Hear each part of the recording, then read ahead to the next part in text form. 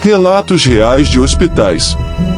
Eu trabalhei como enfermeira em diversos hospitais e instituições antes do atual hospital em que trabalho.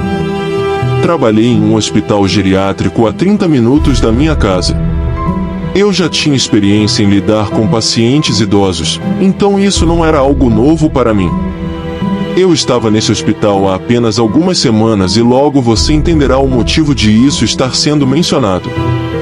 Na minha penúltima noite nesse hospital, sem que eu soubesse no início, estava trabalhando no turno da noite e estava extremamente cansada, com horas negativas de sono.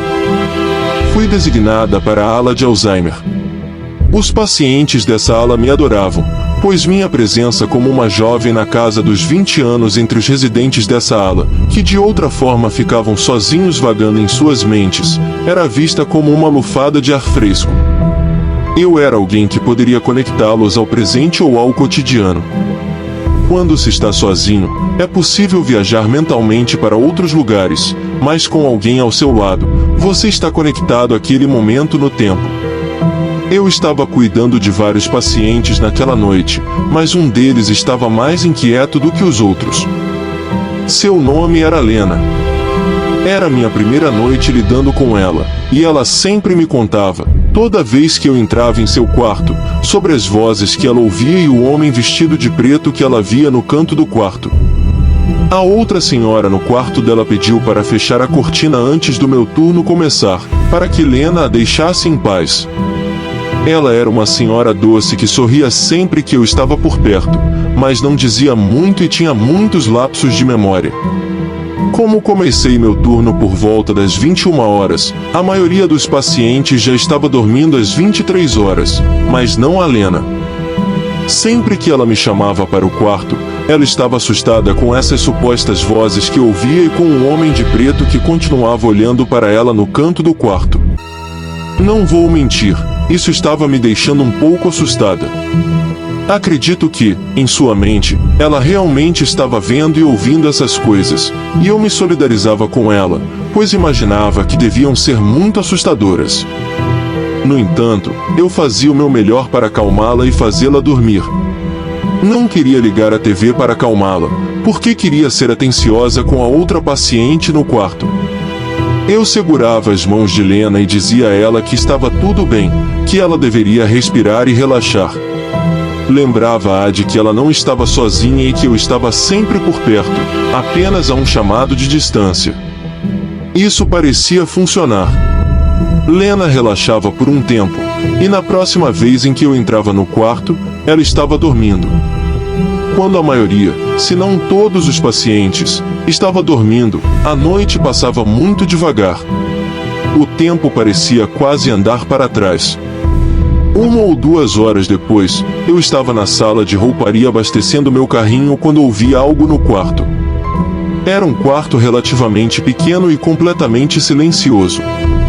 Eu também havia fechado a porta, por isso era estranho ouvir algum outro barulho. Virei, não vi nada e continuei abastecendo o carrinho. Foi então que senti o que só posso descrever como uma mão no meu ombro. Olhei para o meu ombro, pulei e gritei, mas não havia nada ali. Não havia ninguém no quarto. No entanto, eu sabia que tinha sentido algo grande agarrando meu ombro. Saí pelo corredor por um segundo para ver se havia outras enfermeiras por perto. Não havia nenhuma outra enfermeira à vista, e estava completamente silencioso. Não tinha mais nada a fazer além de retomar o que estava fazendo. Continuei abastecendo o carrinho até encher completamente, então virei para encarar a porta e caí no chão, começando a gritar, com o coração imediatamente na garganta. Havia um homem vestido de preto do lado de fora da porta, olhando através do vidro e sorrindo. Meus gritos foram altos o suficiente para acordar toda a ala. O homem desapareceu da vista através da janela de vidro da porta segundos depois. A porta se abriu e uma das minhas colegas enfermeiras entrou para me ajudar a levantar do chão, pois eu estava histérica. Perguntei a ela se ela tinha visto o homem vestido de preto, e a resposta dela foi: que homem? Não tem ninguém mais aqui. Verificamos todos os quartos da ala, e não havia ninguém vestido de preto lá. Meus gritos acordaram Lena de algum sono leve em que ela deve ter estado. E quando entrei em seu quarto, ela começou a falar das vozes, desta vez dos gritos, que ela não sabia que eram meus. Perguntei a ela como era esse homem de preto e se ele estava sorrindo. Ela olhou para mim, e notei suas sobrancelhas se unirem, sua expressão mudando para a mais focada que já tinha visto nela durante todo o dia. Ela perguntou como eu sabia, e mesmo com o coração ainda acelerado, senti-lhe dar uma batida irregular quando ela disse isso. Ela começou a gritar, agora gritando: "Tire-me daqui, ele está vindo!" As outras enfermeiras entraram e tentaram acalmá-la. Fui transferida para outra ala naquela noite, com outra pessoa, e acabei indo para casa mais cedo porque estava tão assustada. Enviei uma mensagem para a enfermeira-chefe no dia seguinte informando que meu próximo turno seria meu último, que a experiência me traumatizou e que eu não queria mais estar naquele prédio. Recebi uma resposta o mais amigável possível.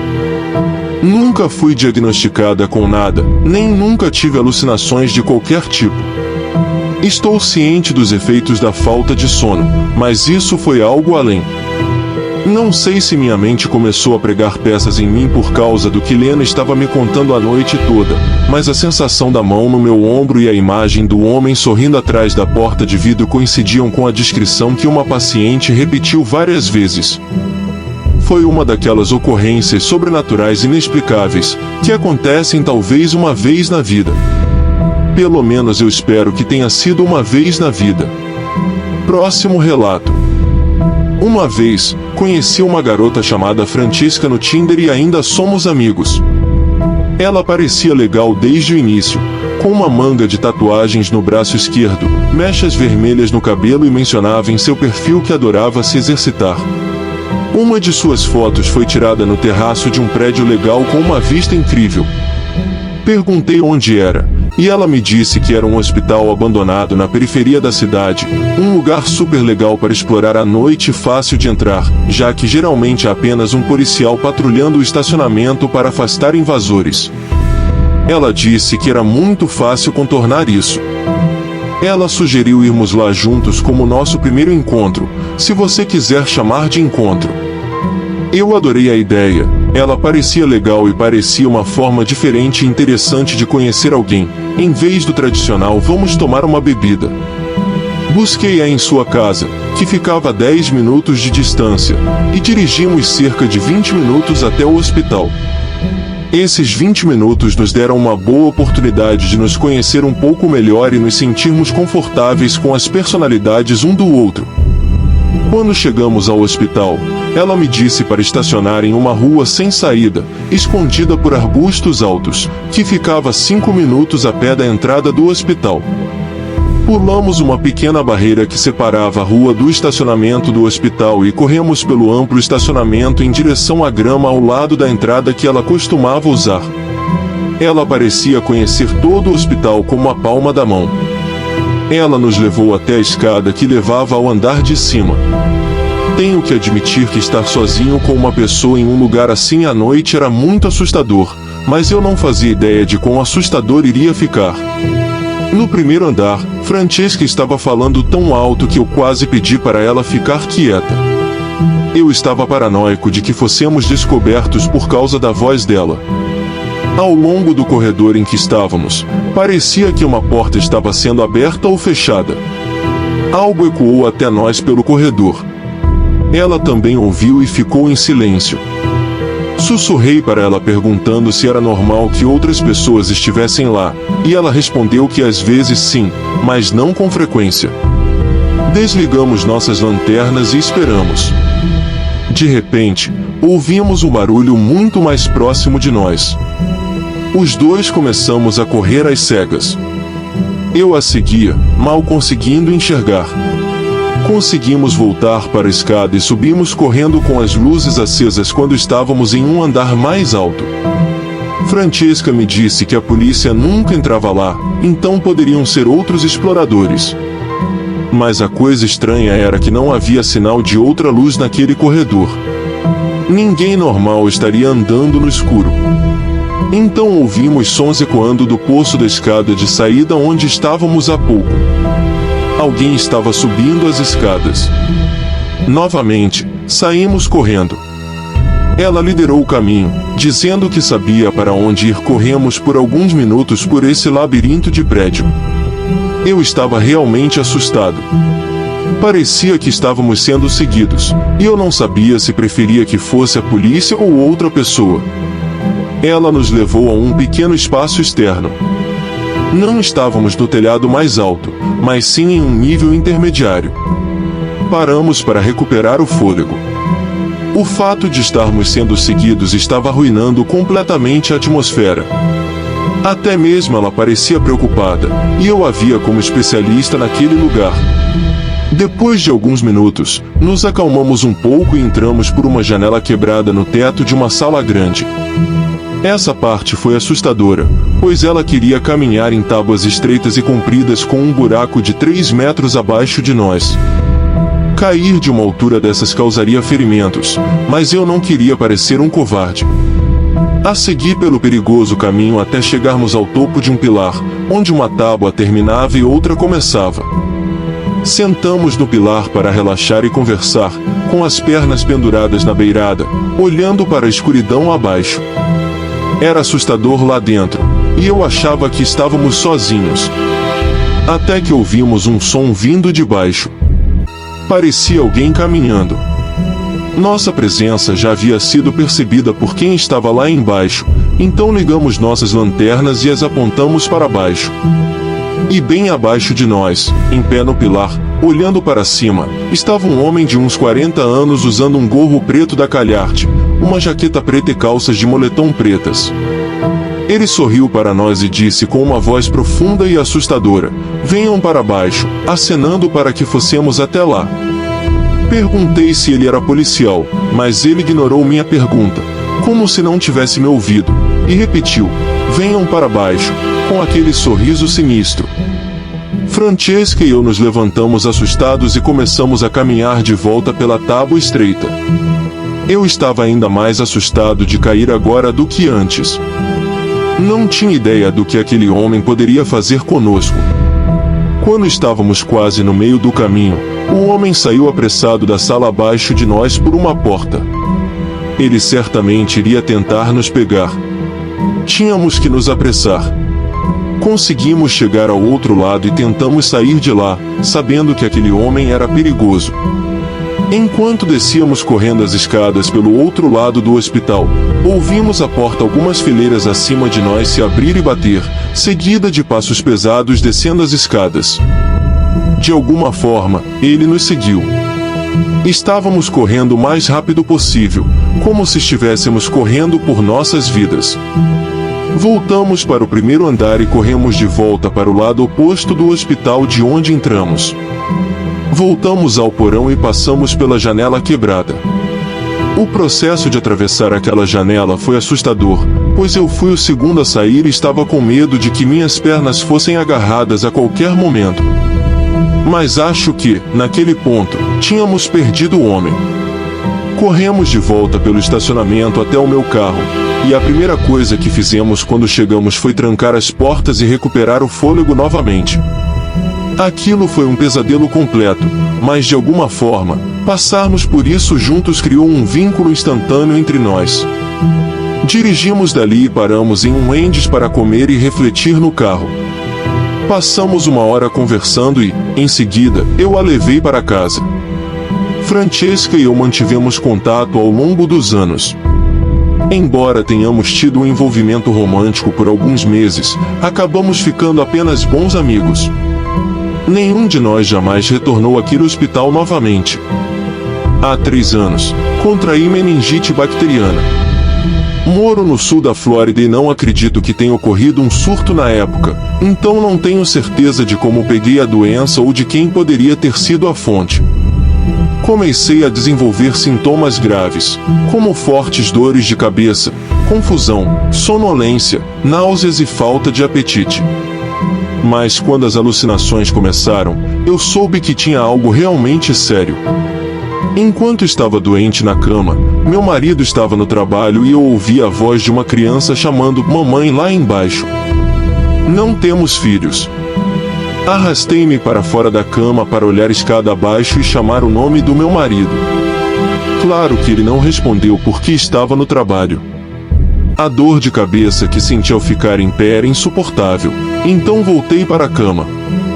Pela segunda vez, ouvi uma voz chamando lá embaixo.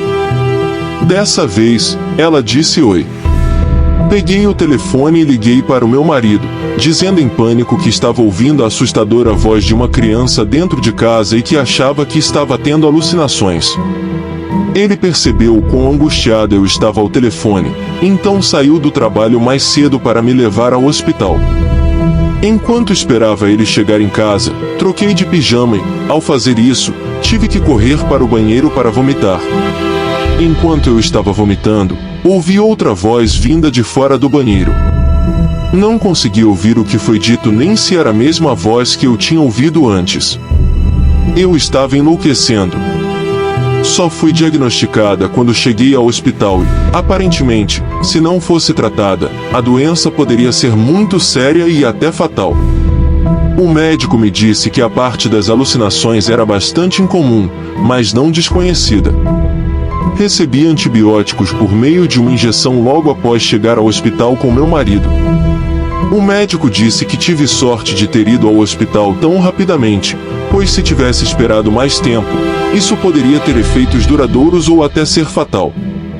Meu marido ficou comigo por algumas horas no quarto, e me disseram que eu teria que ficar lá por alguns dias a uma semana devido à gravidade dos meus sintomas. Por volta das 10 horas, meu marido foi para casa, pois tinha trabalho no dia seguinte. A enfermeira me disse para chamá-la se tivesse algum problema. Apesar de ainda me sentir terrivelmente doente, acabei dormindo rapidamente. Comecei a ter um sonho em que meu ex-marido estava no quarto, olhando para mim de cima da minha cama e falando. Ele estava dizendo coisas horríveis sobre meu marido atual.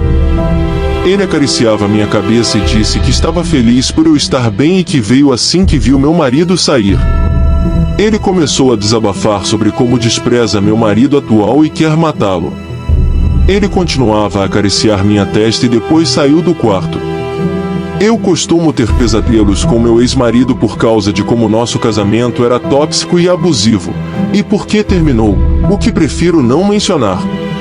Acordei em um estado sonolento e tonto e olhei ao redor do quarto. Havia uma cadeira puxada na frente da minha cama de hospital, mas ninguém estava sentado nela. Não era assim quando meu marido saiu. Como ainda era de madrugada, voltei a dormir. Acordei na manhã seguinte com a enfermeira no quarto. Contei a ela sobre o sonho estranhamente vívido que tive, e ela saiu e me disse que aquilo não foi um sonho, que meu primo veio me visitar na noite passada. Eu disse a ela que não tenho primos que moram no estado. Ela ficou mais séria e disse, bem, alguém que disse ser seu primo David te visitou tarde da noite. David era o nome do meu ex-marido. Depois de explicar melhor, a enfermeira chamou um médico e ele me disse que os antibióticos podem ter causado delírio, o que dificultou minha capacidade de distinguir entre sono e vigília.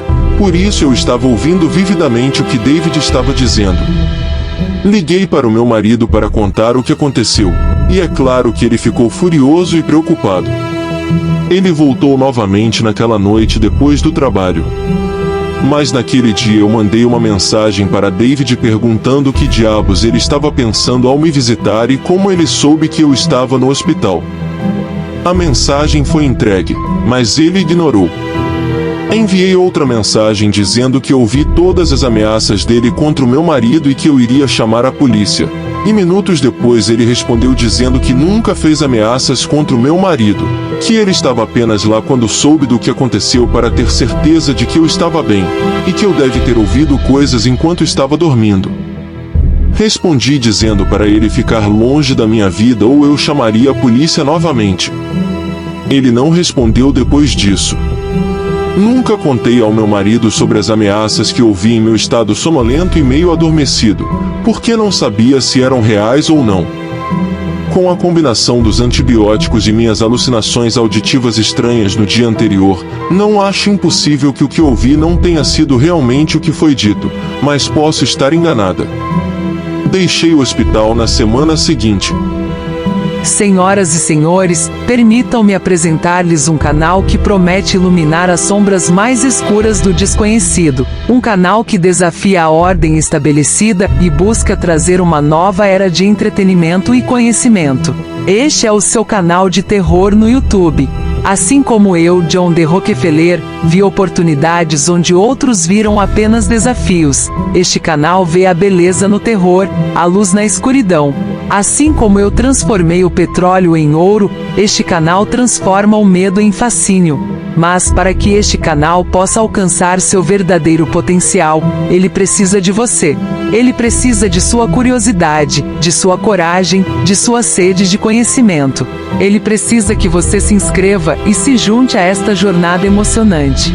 Então, eu lhe peço, não demore. Inscreva-se agora e seja parte desta nova ordem mundial de entretenimento. Juntos, podemos desafiar o desconhecido e iluminar o mundo com o brilho do conhecimento e da compreensão. Lembre-se, o sucesso vem para aqueles que estão dispostos a correr riscos e a explorar o desconhecido.